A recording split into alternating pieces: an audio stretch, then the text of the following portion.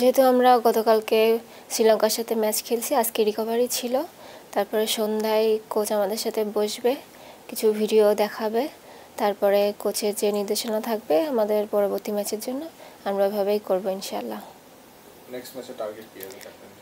Next ম্যাচে target আমাদের win করা, যেভাবেই হোক এই টুর্নামেন্ট যেভাবেই হোক আমাদের চ্যাম্পিয়ন ধরে রাখতে হবে ধারাবাহিকতা। তো ইনশাল্লাহ আমরা মাঠে নামবো জেতার জন্য।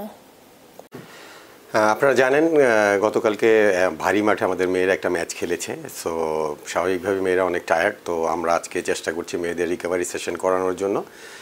সকালবেলায় আমরা পুল সেশন করিয়েছি, বিকেলবেলায় স্ট্রেচিং এবং সন্ধ্যায় আমাদের বিডিএ সেশন আছে। আগামীকালকের ম্যাচ নিয়ে আমরা কাজ করব ইনশাল্লাহ। আগামীকালকে আমরা ভালো কিছু করেই আবার মাঠ থেকে ফিরে আসতে যাচ্ছি। আসলে আমরা কোনো দলকেই ছোট করে দেখছি না, আমরা প্রত্যেকটা দলকেই অনেক স্ট্রং ভাবছি এবং আমরা আমাদের সেরাটা দিয়ে এবং আমাদের যে যোগ্যতা সেটা প্রমাণ করি আমরা চ্যাম্পিয়ন হওয়ার লক্ষ্যে এই টুর্নামেন্টে নামছি। সো নেপাল কোনোভাবেই দুর্বল টিম না, ওরা অনেক শক্ত টিম এবং আমাদের প্রধান প্রতিপক্ষ এই টুর্নামেন্টে। তো আমরা আমাদের শতভাগ দিয়ে জয় নিয়ে আগামীকালকে মাঠ থেকে ফিরতে চাচ্ছি ইনশাআল্লাহ।